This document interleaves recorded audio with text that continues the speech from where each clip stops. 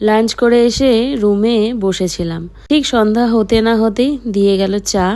ঠান্ডার মধ্যে গরম গরম চা দেখে বেশ ভালোই লাগলো।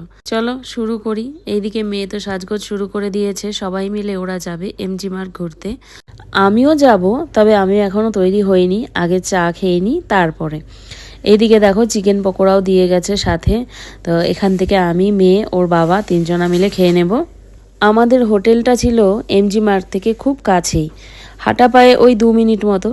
তবে শুনতে শোনা যায় 2 মিনিট, জানো তো, কিন্তু এতটা উঁচু ছিল, ওই 2 মিনিট হাঁটতেই কিন্তু আমাদের সবার অবস্থা একেবারে খারাপ হয়ে গেছে।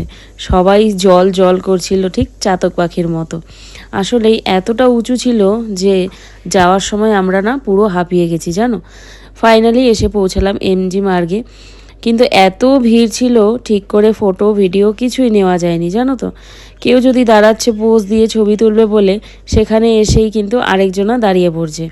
মানুষের এইটুকু নিয়েও মানবিকতা নেই যে একজন তুলে নিক তারপরে আরেকজন গিয়ে দাঁড়ায়, তা না, ওই মাঝে এসে দাঁড়িয়ে পড়ে। শেষে মেয়ের মুখের অবস্থা দেখো, একটাও ছবি তোলা হয়নি। এই জন্যে শেষে কি করেছে বলো তো, এই যে সেলফি ক্যামেরা দিয়েই ও কিন্তু একটু একটু করে ক্লিপ নিয়েছে। আর আমি বললাম যে থাক, লোকজন আছে, তুই আমাকে একটুখানি ভিডিও করে দে। আর পেছন দিকে ভিড় এই জায়গাটায় একটু কম ছিল। যাই হোক, এই মিনি ব্লগ এখানেই শেষ করছি। পরের মিনি ব্লগ আসছে খুব তাড়াতাড়ি।